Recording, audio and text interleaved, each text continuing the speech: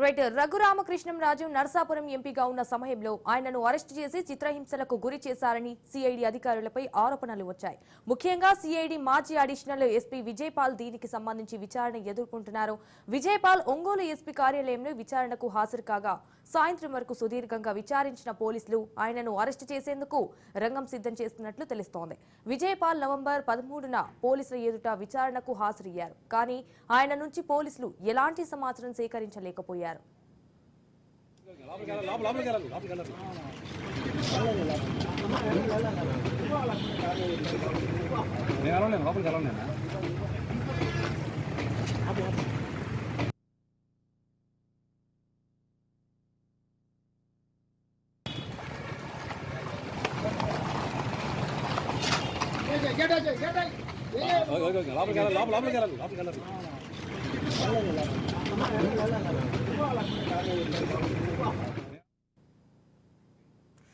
రఘురామకృష్ణంరాజు నర్సాపురం ఎంపీగా ఉన్న సమయంలో ఆయనను అరెస్టు చేసి చిత్రహింసలకు గురి చేశారని సిఐడి అధికారులపై ఆరోపణలు వచ్చాయి. ముఖ్యంగా సిఐడి మాజీ అడిషనల్ ఎస్పీ విజయపాల్ దీనికి సంబంధించి విచారణ ఎదుర్కొంటున్నారు.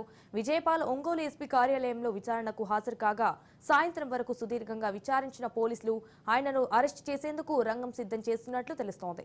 విజయపాల్ నవంబర్ 13న పోలీసుల ఎదుట విచారణకు హాజరయ్యారు. కానీ ఆయన నుంచి పోలీసులు ఎలాంటి సమాచారం సేకరించలేకపోయారు. రైట్ గా ఇదే అంశానికి సంబంధించి మరిన్ని డీటెయిల్స్ మా ప్రతినిధి సురేష్ ఫోన్ ద్వారా అందిస్తారు. సురేష్.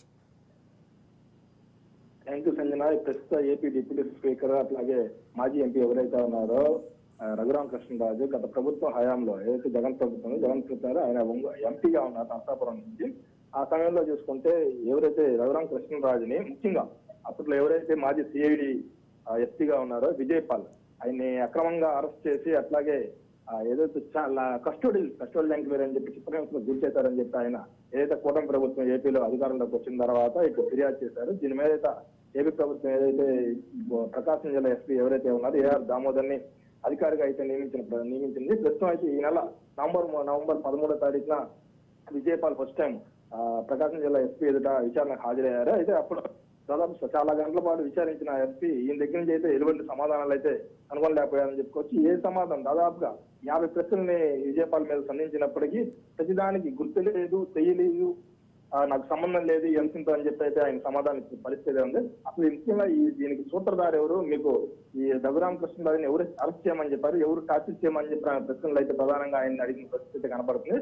అయితే వాటికి మాత్రం సమాధానం మాత్రం ఆయన ఏదైతే చెప్పామో మనం అనుకుంటున్నాము నాకు తెలియదు, గుర్తులేదు అనే అంశాన్ని మాత్రం ఆయన చెప్పిన పరిస్థితి కనబడుతుంది.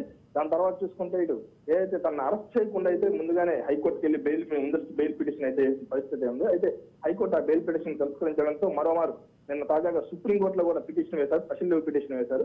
అయితే సుప్రీంకోర్టు 24వ తేదీ దాన్ని కూడా తిరస్కరించడంతో ఈ రోజు విచారణకు తప్పలేని పరిస్థితి విజయపాల్కి ఏర్పడిందని చెప్పుకోవచ్చు. ఈ రోజు ఉదయం 11 గంటలకి ఎవరైతే ప్రకాశం జిల్లా ఎస్పీ ఉన్నారో ఏఆర్ దామోదర్ ముందు ఆయన విచారణకు హాజరైన పరిస్థితి ఉంది. దాదాపుగా ఈ సమయం చూస్తే ఇప్పుడు 8 గంటలు, 10 గంటల నుంచి ఇప్పుడు 8 గంటల వరకు ఆయన్ని పలు కోణాల్లో విచారించినప్పటికీ పోలీసులు మాత్రం వాళ్ళు అనుకున్న సమాధానం మాత్రం రాయని పరిస్థితి కనపడుతుంది. దీంతో అతన్ని అరెస్ట్ చేయడం తప్పని పరిస్థితుల్లో కనపడుతుంది. ఆయన అరెస్ట్ చేయడానికి విజయపాల్ని ఆల్రెడీ పోలీసులు అయితే అన్ని విధాలుగా అయితే సిద్ధమయ్యారని చెప్పుకోవచ్చు. దానికి సంబంధించిన రిమాండ్ రిపోర్ట్ కూడా ఎవరైతే తహసీల్దార్తో పాటు ఆర్ఐ విఆర్ఓ కూడా దానికి సంబంధించి రిమాండ్ రిపోర్ట్ తయారు చేసిన పరిస్థితి ఉంది. ఈ రోజు సాయంత్రం లోపల ఆయన్ని మరి కొద్దిసేపట్లో అరెస్ట్ చేసి చెప్పి పోలీసులు తరలించే అవకాశం కనపడుతుంది. Right, thank you for the updates Suresh.